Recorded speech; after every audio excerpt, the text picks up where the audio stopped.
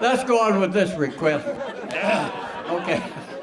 Okay. But anyway, but this is one that it's a little thing, and I get mixed up, and some of the young folks out there, especially the little girl that requested this, you might want to help me out, because I do get. Once upon a time, in the corn country, there lived a beautiful girl, and her name was Rendicella.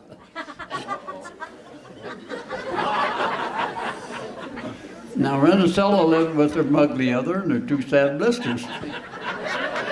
Also in the same corn country, there was a very pransome hench. And this pransome hench was going to have a fancy fall, so he invited the people for riles of them, especially the pitch reaple.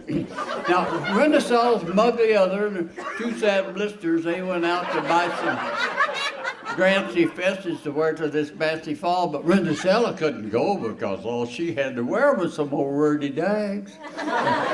Finally, the night of the fancy fall arrived, and Rendicella couldn't go, so she just cat down in stride. And she was kitting her shrine when all at once appeared before her Gary Mudfather. And he touched her with his magic wand, and there was a king boats and hicks white horses to take her to the fancy fall.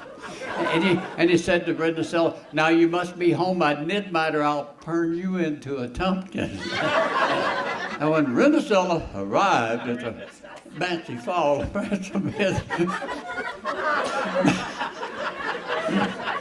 got it right there. Met her at the door because he'd been watching behind the wooden window. Rendicella and Pransome Hench, they danced all night till midnight, and they lell in fun. And when the mid-clock struck night, Rendicella staced down the rares, and just as she beats the rottum, she slopped her dripper. That had to hurt.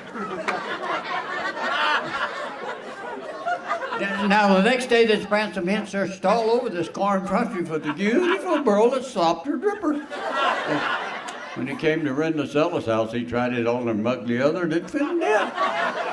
He tried it on her two sickly oysters, and it fitted in. He tried it on Rendicella, and it fitted in. It was just the side right. Now, Rendicella and the Pransome Hench, they were married and lived happily after happers.